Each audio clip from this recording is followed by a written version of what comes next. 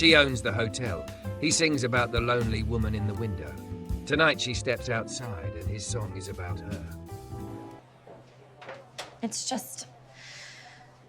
Oh, I haven't felt like this in a long time. Before we dive in, make sure to hit subscribe, tap like and share this video.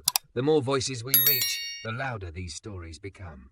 And drop your city in the comments. Let's see where love finds us. Wind shoved at the revolving doors of the Meridian Hotel, trying to drag December cold into the warm gold lobby.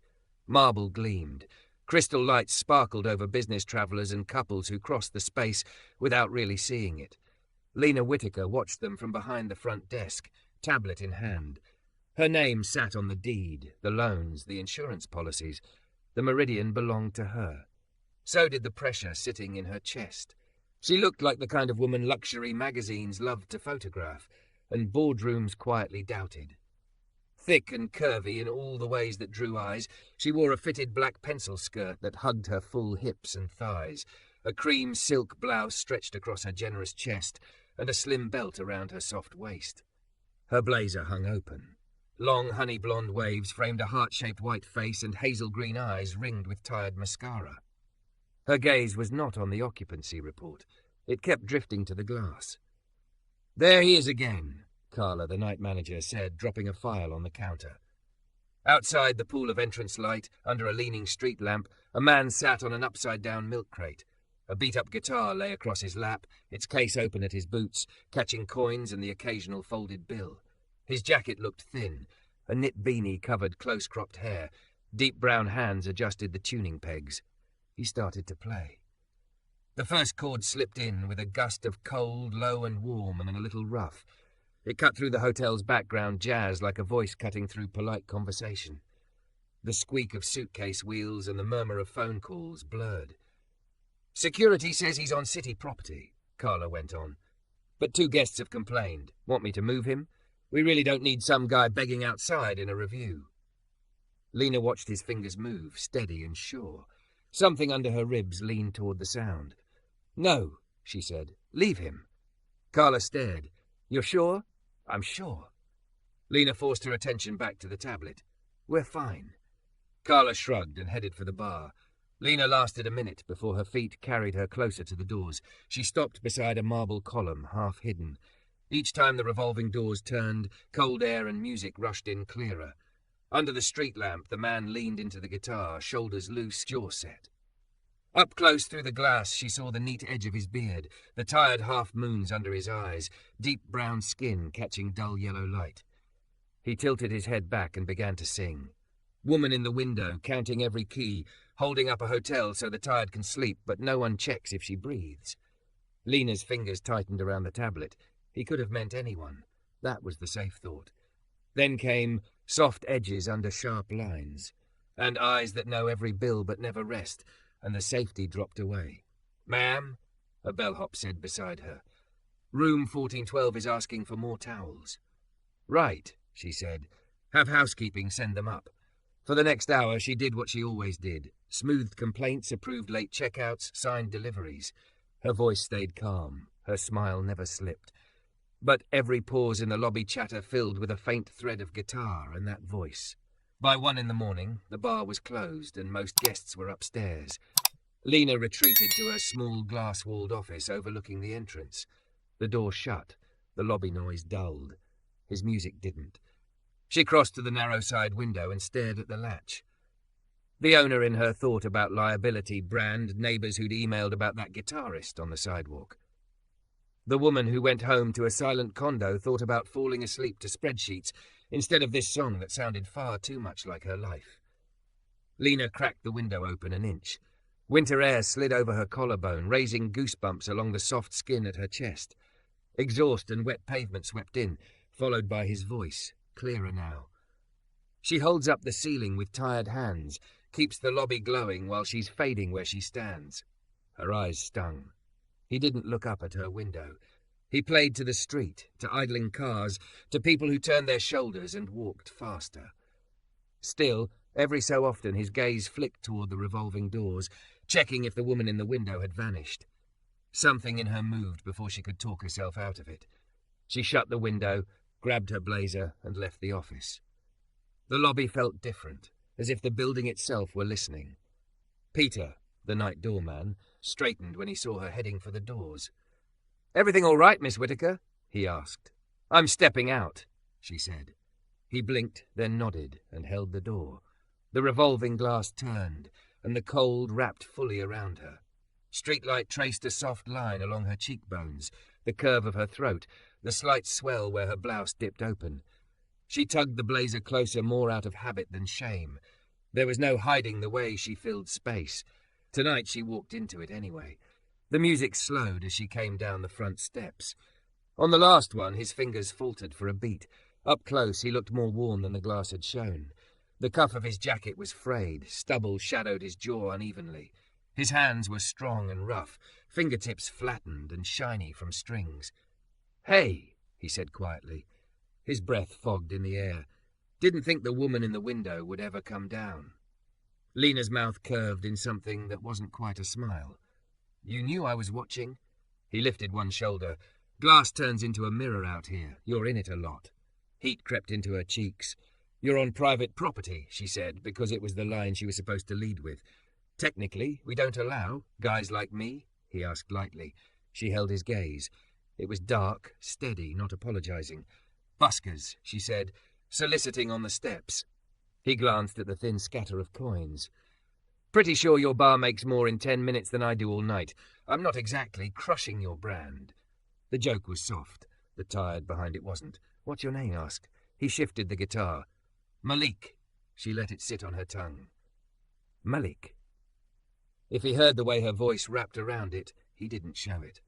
His eyes traced her face, the looseness finally creeping into her shoulders, the way she hugged her blazer closed over all that soft, strong curve like she was used to being too much.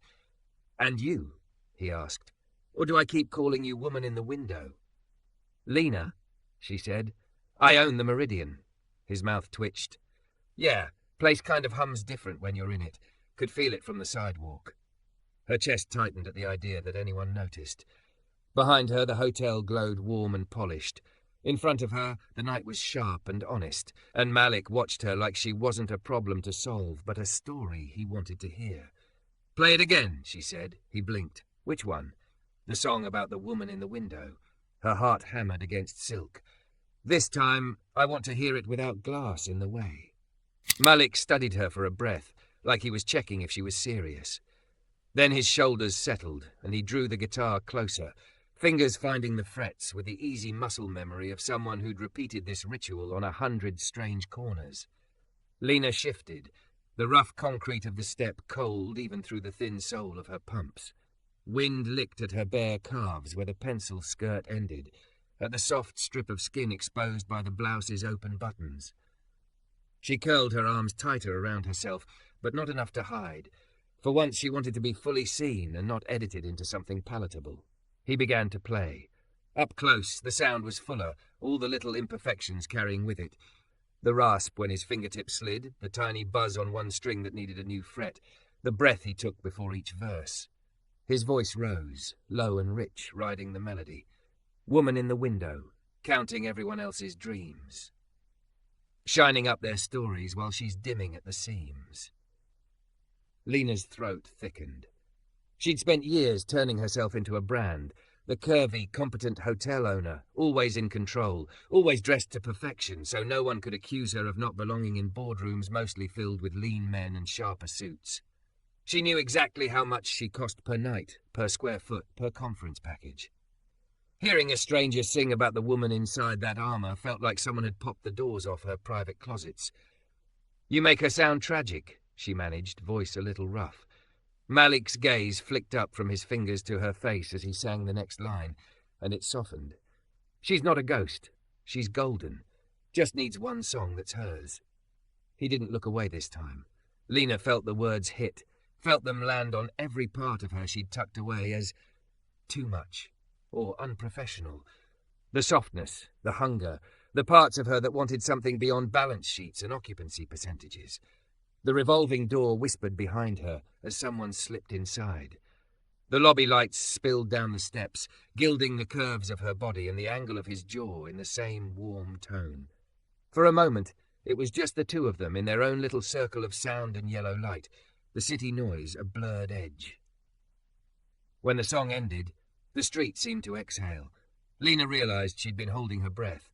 She let it go slowly, chest lifting under silk. "I don't sound like that," she whispered. He adjusted a tuning peg, listening for the string's pitch. "You don't know what you sound like from out here." A car rolled past, headlights washing across his face, catching the hint of a scar near his eyebrow. His knuckles were red with cold. "You write all your songs about hotel owners?" she asked, trying for lightness. It came out too thin. "Only the ones who open the window," he said simply. Her cheeks warmed. No deal, no contract, no negotiation tactic had ever unravelled her composure this fast. She was used to being the one who read the room, not the one being read. A gust of wind made her shiver. Malik noticed, his brow creased. "You should go back inside," he said. "You're going to freeze." "You're out here in that jacket," she pointed out. He glanced at his sleeves, then shrugged. "I don't have a marble lobby to retreat to." The line should have stung. Instead, it just landed somewhere tender and honest. Lena looked back at the glowing glass doors. Through them she saw the front desk unmanned, Carla moving quickly behind the counter, glancing toward the steps with a worried little crease between her brows. Responsibility tugged. "Come in," Lena said, turning back to him. He blinked. "What?" "Just for a bit. You're not going to freeze on my doorstep while I sit upstairs drinking a $10 chamomile in a building you just sang back to me." She straightened. "I can put you in the staff lounge. There's coffee. It's the least I can do." He studied her like he was waiting for the catch. "Look," she added, heat creeping into her voice, "if the neighbours are going to complain about you playing on my sidewalk, the least I can do is offer you somewhere warm while I figure out how to handle them. And you just opened a window into my life I didn't ask for, but apparently needed." Her lips quirked. "So come in." He chuckled, the sound low and surprised.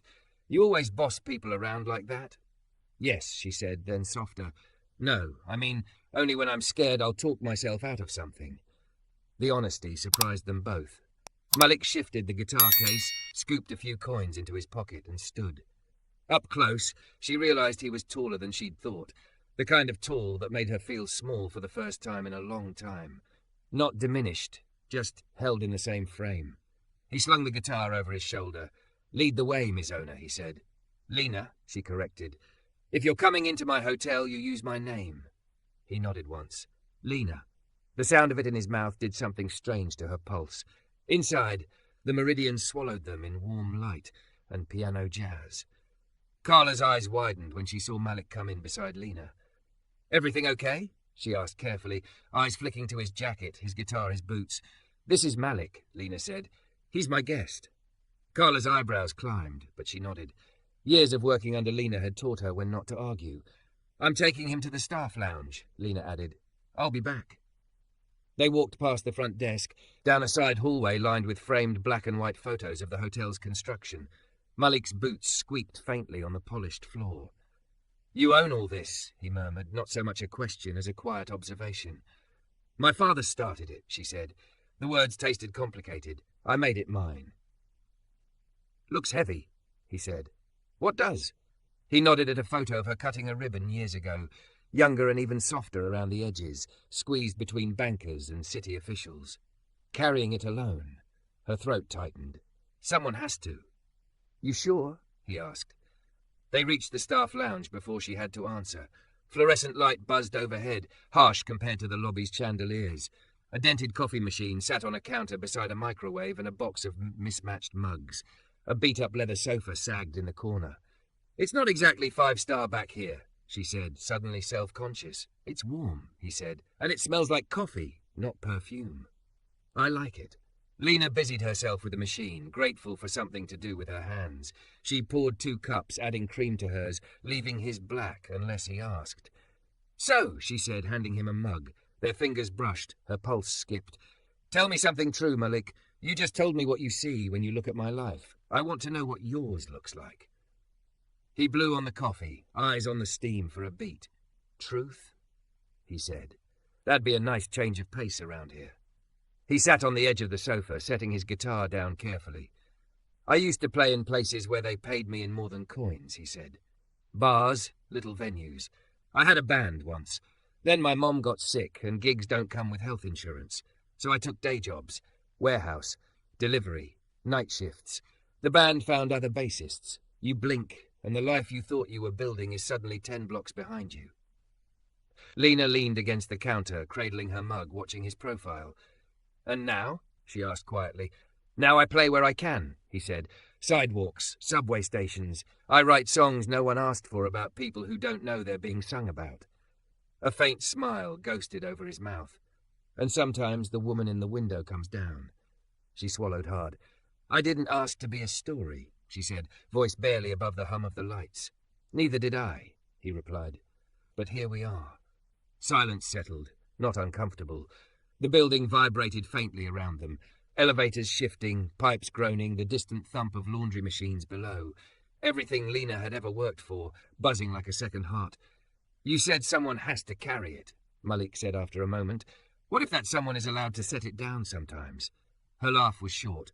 And do what? Vanish? He shook his head. And be a person, not just a job. Drink coffee in a crappy staff room with a guy whose fingers are too cold to feel the strings right. He wiggled his hand, and she noticed how red and chapped his knuckles were. Without thinking, she crossed the room, set her mug down, and took his hand in both of hers. His skin was rough and hot from the coffee. Her hands were soft, the pad of her thumb brushing over a callus at the base of his finger. The contact jolted them both. You can't play for coins if you can't feel your hands, she said, trying to keep it practical. Her voice came out softer. Malik's eyes lifted to her face. Up close, she saw tiny gold flecks in his dark irises. Lena, he said slowly, if you're going to hold my hand like that, you should know something. Her pulse thundered in her ears. What? I don't write songs about people I plan to forget. For a second, Lena forgot how to breathe. His hand was big and rough in hers, calluses catching on her softer skin. Her fingers still circled his knuckles, thumb resting over the shiny ridge where the string had bitten him for years. Fluorescent light hummed overhead. The building throbbed around them with its usual late-night machinery. It all faded under the weight of his words. I don't write songs about people I plan to forget. Heat rushed to her face. You don't even know me, she said, but it sounded weak even to her. Malik's mouth tilted. I know what it feels like when you walk into the lobby. The air changes. People straighten up like they're trying not to disappoint you. Your staff watches you to figure out if it's a good night or a bad one, and you walk through it like you're made of glass and concrete at the same time. Her throat tightened. She tried to pull her hand back. His fingers loosened immediately, letting her choose. She didn't, not yet. You saw that from the sidewalk, she asked. He nodded.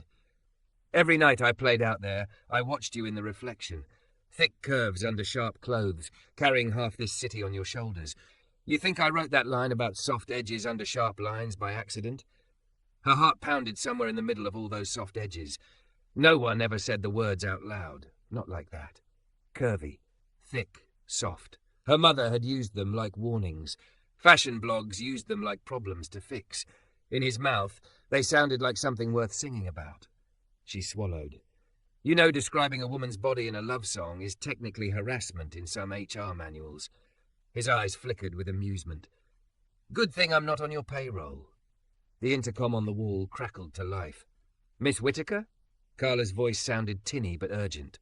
We've got an issue with a guest in 1103 demanding to speak with you. Something about a billing error. Reality snapped back like a rubber band. Lena flinched. Of course they do, she murmured. Malik eased his hand out of hers. The loss of warmth felt ridiculous and immediate. Go, he said gently. Save your castle. She stood, smoothing her pencil skirt over her hips out of habit.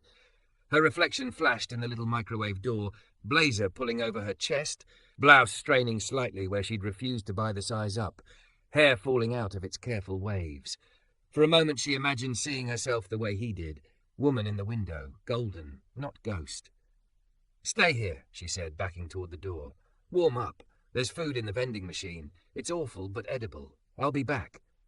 You don't have to. I know, she cut in, but I want to. That admission scared her more than the angry guest. She hurried out, heels tapping down the corridor, the hotel swallowing her whole again.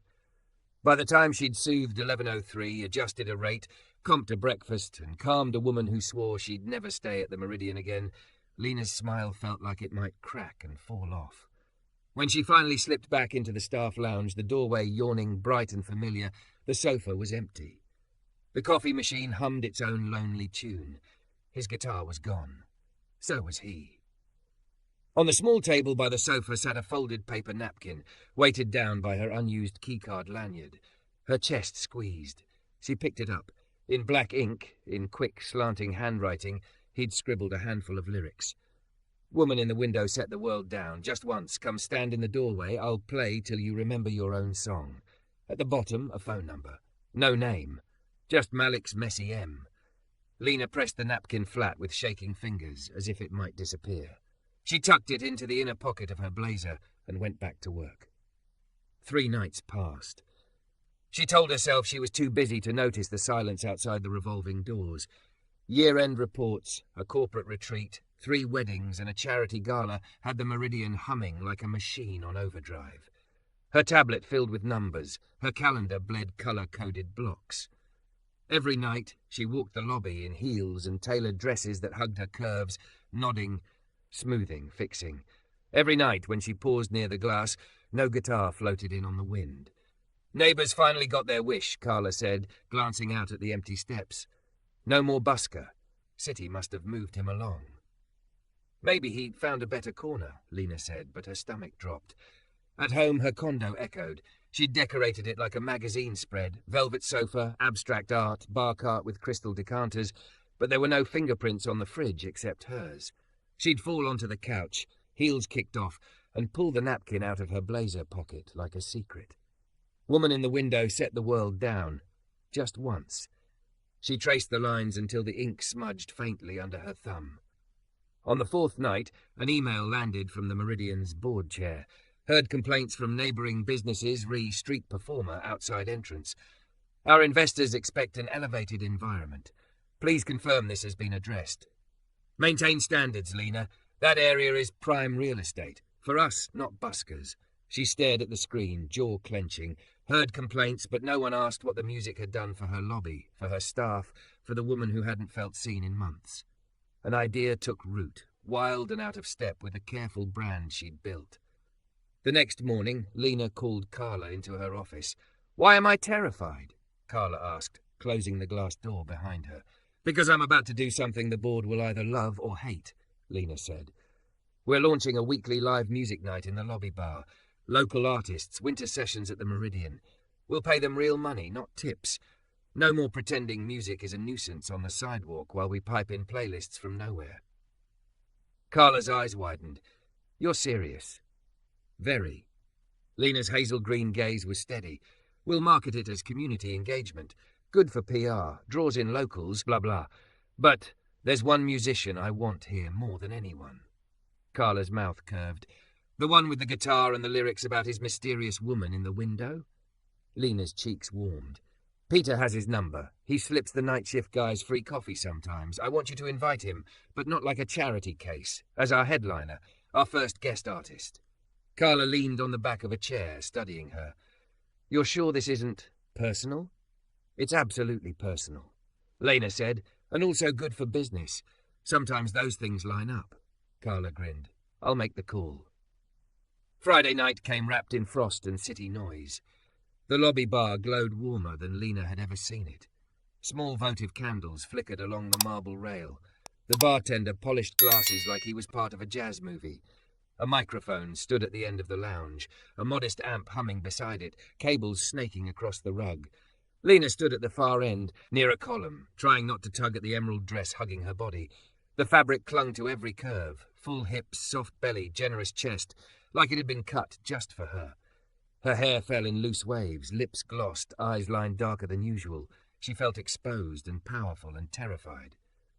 "What if he doesn't come?" she asked under her breath. Carla adjusted a menu.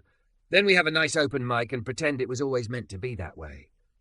"And if he does," Carla smiled, "then you figure out whether you're ready for someone to sing about you while you're actually in the room." Lena's heart slammed against her ribs. Guests trickled in, drawn by the promise of live music and half-price cocktails. A pair of consultants in suits, 2 flight attendants on layover, a couple on what looked like a first date. Staff clustered discreetly near the back, excitement buzzing under their professional calm. 7 o'clock ticked by, 7:10. Lena forced herself to greet a regular, laugh at a joke that didn't land, check her watch without checking the door. The napkin with his lyrics was folded tight in her clutch, a small square of courage. Then the revolving door whispered, and the air changed. She felt it before she saw him, the way the lobby energy shifted, curiosity rippling, eyes glancing toward the entrance. She turned. Malik stood just inside the door, guitar case in hand. He'd traded the thin jacket for a clean, dark shirt and a worn black coat, but he was still him. Deep brown skin, neat beard, eyes that seemed to notice everything at once. A knit hat was tucked into his pocket. His hair was flattened in a way that made her want to smooth it. For a heartbeat they just stared, all the nights between them compressing. Then he lifted the guitar case slightly. "Heard you're hiring," he said, voice carrying just enough to reach her. Relief and something sharper flooded her. Lena walked toward him, each step a small rebellion against every cautious instinct. "Welcome to the Meridian's first winter session," she said quietly. "I hope you brought your best love song." His smile was slow, almost shy. "I wrote a new one." Every nerve in her body lit up. A few minutes later, Malik sat on a high stool at the front of the bar, guitar resting against his thigh. The murmur of conversation softened, glasses settling back onto tables. Even the front desk seemed to lean closer, Peter and Carla watching from their posts. Lena slipped into a seat near the back, where she could see him and the whole room. "This one," Malik said into the mic, fingers testing the strings, "is for the woman who thought she was just holding up a hotel, when really she was the anchor light for a whole street. She knows who she is." Heat climbed her neck. A few heads turned her way. She felt their curiosity prickle against her skin. For once, she didn't look away. He began to play. The melody was different from the sidewalk song, deeper, steadier, like something rooted. His voice wrapped around the room, low and rough and tender. "She's got curves like a coastline, soft and strong and wide, learned to hide her thunder just to keep the peace inside. But every night her heartbeat keeps this building breathing, slow, woman in the window. Does anyone tell you so? You're the light on in the lobby when the world forgets your name. You're the soft place. You're the brave face. You're the spark inside the frame. Set your worries on the table. Let the ledgers close their eyes, come down from your reflection. You're the song I recognize." Lena's vision blurred. No one had ever sung about her body like that. With reverence instead of ridicule. With gratitude instead of advice. No one had ever taken the pieces she'd been told to shrink and turned them into a chorus. He didn't flinch from any of it. Her softness, her control, her loneliness. He wove them into the verses like he'd been walking through her life for years, instead of watching from the sidewalk for weeks. By the time he reached the final line, "Woman in the window, if you step outside tonight, I swear I'll still be here when you decide to set it down," Lena's cheeks were wet. Applause broke over them, sudden and loud, puncturing the spell. Guests clapped, some whistled. Carla wiped her eyes with the back of her hand, pretending she had something in it. Peter thumped the bar with a broad grin. Lena stood. Her heart hammered as she crossed the room. She felt everyone watching. The consultants, the couple, the staff who'd never seen her without at least 3 layers of composure. Her heels clicked on the polished floor. Her dress hugged her with every step. Malik looked up as she came to the edge of his makeshift stage. The mic picked up her shaky exhale. That was... She searched for the right word and found none big enough. "Too honest," she managed, and not nearly enough. A ripple of laughter moved through the crowd, gentle on her side. She reached up, cupping his jaw with one hand, her thumb brushing the faint scar near his eyebrow. His skin was warm, stubble rough under her palm. His eyes searched hers, not assuming, just waiting.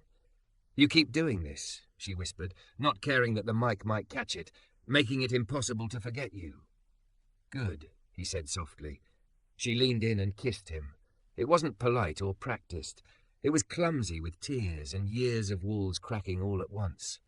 He caught his balance, one hand flying to the back of her chair instead of her waist like he was afraid of holding too tight. Her curves pressed into the edge of the stage, his guitar bumped gently against her side. The lobby bar erupted, cheers, a few delighted gasps, one overly dramatic "finally" from Carla. Lena pulled back, breathless, laughing through the tears on her cheeks. Malik's forehead rested against hers for a second, the mic now mercifully out of range. "So," he murmured, "does this mean I get a regular gig?" "You get a lot of things," she said, voice low and shaking.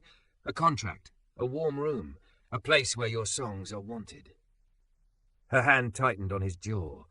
"And maybe if you keep being brave enough to sing about me like that, you get to be the one person I set all of this down with." He smiled, slow and certain, like a man who'd recognized his song the moment he heard it. Outside, the December wind pressed against the glass, trying to drag cold into the lobby. Inside, under soft lights and the echo of applause, a black street musician and a thick, curvy white hotel owner stood in the center of her polished world, holding on to each other like they'd finally found a home in the noise. For the first time, the music in the Meridian wasn't just for its guests. It was for the woman in the window, and the man who'd written a love song only she could answer.